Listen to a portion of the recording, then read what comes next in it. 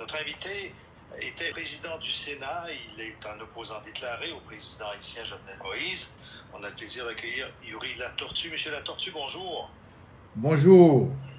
Content de vous entendre. Dites-moi, cette opposition qui s'est manifestée dans la population, mais qui est aussi celle des oppositions, parce que je ne pense pas que ce soit un bloc uni et uniforme qui s'oppose aux velléités du président Moïse de rester au pouvoir, c'est toujours au sujet de la date de la légitimité de son mandat. Lui prétend qu'il en a encore pour une année. Vous dites que non, il avait été élu une première fois, même si l'élection était illégale et que son mandat de 5 ans est donc terminé depuis février dernier. Tout ça est important, mais la question de fond, vous la posez ailleurs, c'est la légitimité non seulement de son élection, mais des élections à venir qui est en cause, à votre avis. Oui, l'opposition est plurielle en Haïti et au niveau de l'opposition et de la société civile et de tous les secteurs, justement la date de fin mandat du président, c'est le 7 février 2021. Et tous les secteurs ont pris position avant cette date et la date est constitutionnelle. C'est au niveau de la Constitution qu'il est dit que le président est élu pour 5 ans, mais le président doit entrer en fonction le 7 février suivant la date de son élection. Mais au cas où le scrutin ne peut avoir lieu avant le 7 février, le président élu entre en fonction immédiatement après la validation de son scrutin et son mandat est censé avoir commencé le 7 février de l'année de l'élection. Donc, en comptant 5 ans, on serait déjà, ce serait échu maintenant. Mais de facto, d'ailleurs, M. Latortue, il faut nous expliquer un peu. En ce moment, il n'y a pas d'État haïtien parce que le Parlement ne fonctionne pas, le Sénat a été dépeuplé, plusieurs ont été renvoyés chez eux. Les institutions judiciaires, on a emprisonné un juge il y a quelques jours encore. En fait, le président gouverne par décret et c'est à peu près tout ce qui fonctionne.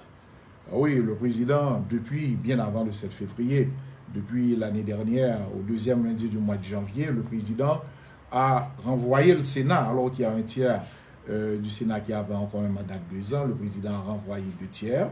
Le président n'a pas organisé d'élection pour renouveler le Parlement. Le président a pris un décret après avoir envoyé le Parlement pour diminuer le pouvoir de la Cour des comptes, qui est la plus haute instance administrative du pays. Le président a pris au moins 50 décrets et parmi ces décrets, on a les décrets concernant le service de renseignement et de théorie. Ce sont des décrets justement pour pouvoir arrêter les opposants, rentrer chez eux la nuit, les mettre en prison. Le président a mis à la retraite 3 juges de la Cour de cassation, alors qu'il est dit au niveau de la Constitution à l'article 177 que les juges sont inamovibles. Le président a programmé des élections avec un CEP. L'autre CEP a démissionné, mais il a mis sur pied un CEP, je peux dire, personnel. Et le président programme justement de refaire la Constitution cette année. Alors, M. Latortue, je vous écoute et effectivement, n'importe qui de l'extérieur dirait un État ne peut pas fonctionner comme ça. Donc, il y a quelque chose d'illégitime. Oublions même la date de fin du mandat. Il y a quelque chose qui ne marche pas. Cependant, et là, l'opposition dont vous faites partie doit se sentir bien seule. À l'ONU, on continue de dire il faut que les affaires continuent comme elles sont. L'Organisation des États américains reconnaît toujours que M. Moïse peut exercer sa présidence jusqu'à l'an prochain. Les États-Unis, qui sont trop proches et trop puissants voisins, continuent d'appuyer l'administration en cours. Ça ne fait pas beaucoup de monde de votre côté, ça? Oui, au niveau de l'opposition, on comprend bien ça, puisque ça fait partie de l'ancienne politique de l'administration américaine menée par le président Donald Trump, puisqu'il y avait un accord tacite entre le président Jovenel Moïse et le président Donald Trump, où le président américain appuyait le président malgré les manifestations populaires contre les cas de corruption, les cas de malversation. Et le président Jovenel Moïse, en retour, devait voter tous les actes de l'administration américaine au niveau de l'OEA, au niveau de la Caraïbe, du CARICOM et autres. Donc, nous sommes justement au début de la nouvelle administration et je crois qu'il y a encore une continuité de la politique américaine. Mais cependant, il y a des choses qui ont bougé au niveau du Congrès. Il y a des sénateurs, il y a des députés qui ont pris position et qui ont réclamé la fin de mandat du président Jovenel Moïse le 7 février 2021.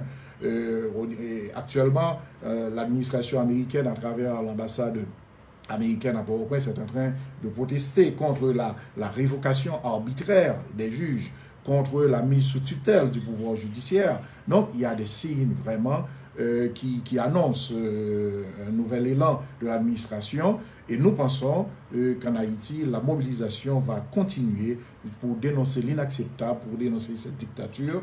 Et je crois qu'au niveau du Canada même, il y a beaucoup d'organisations qui demandent au Premier ministre d'agir et de ne pas soutenir cette dictature. Oui, nous, on a fait un appel au ministre des Affaires étrangères du Canada qui n'a pas voulu nous accorder d'entrevue là-dessus aujourd'hui, mais officiellement, la position du Canada n'a pas changé encore. On examine, on regarde, on réfléchit, mais on n'a rien dit. Or, s'il y a un pays du continent qui a, nord ou sud d'ailleurs, qui a des liens avec Haïti, c'est bien le Canada, notamment à cause du Québec et de son importante diaspora haïtienne.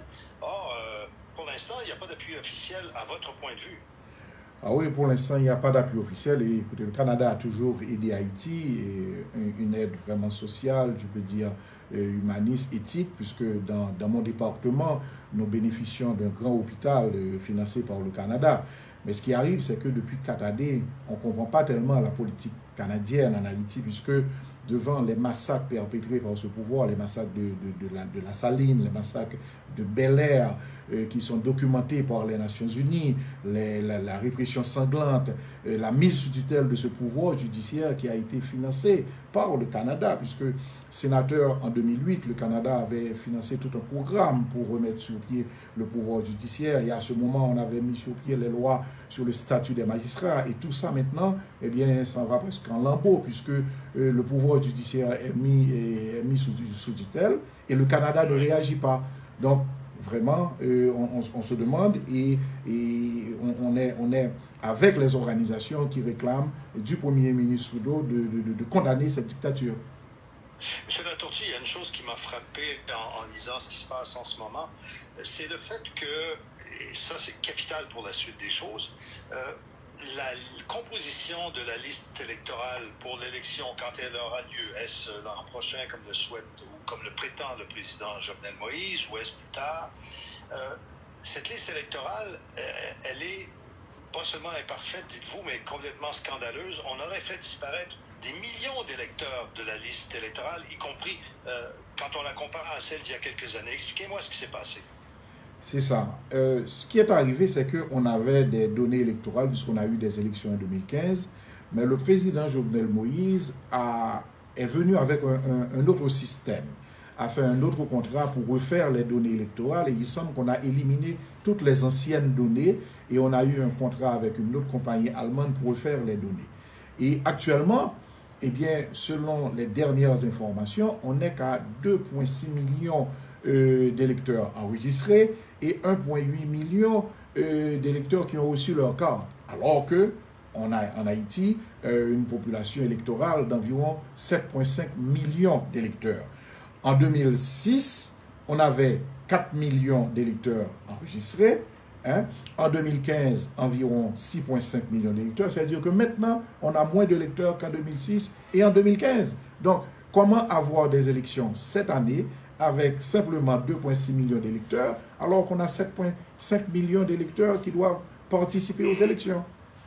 Et avez-vous une idée de la façon dont ces voix-là sont disparues? Autrement dit, est-ce qu'on a fait un peu l'équivalent de ce que font les Américains avec le gerrymandering, quand on redécoupe une circonscription, par exemple, pour favoriser ses candidats plutôt que ceux de l'opposition? Est-ce qu'on a fait la même chose ou on y est allé, je ne sais pas moi, par ordre alphabétique, à la tête du client?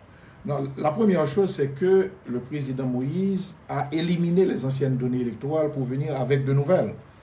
Et maintenant, en voulant recommencer il y a cela 2 ans, on n'a pas eu le temps d'enregistrer tous les électeurs. Les électeurs sont au nombre de 7 500 000. Et en recommençant en 2018 à réinscrire les électeurs, maintenant on est simplement à 2,6 millions d'électeurs enregistrés. Oui, donc un problème problème de plus à une série qui est fort longue. Je vous remercie, M. Latortue, d'avoir été avec nous pour essayer de nous éclairer. On a tenté, d'ailleurs, nous sommes en communication avec le bureau de la présidence. Ce n'était pas possible pour eux, semble-t-il, de nous accorder une entrevue cette semaine, mais on continue d'espérer que Jovenel Moïse acceptera de venir à notre microphone défendre un certain nombre des décisions qu'il a prises et que vous contestez aujourd'hui. Je rappelle que Yuri Latortue était président du Sénat. Il a été président du Sénat. C'est toujours un opposant déclaré au président haïtien. Monsieur Latortue, je vous remercie. Je vous souhaite un bon dimanche. C'est un plaisir. Merci à vous.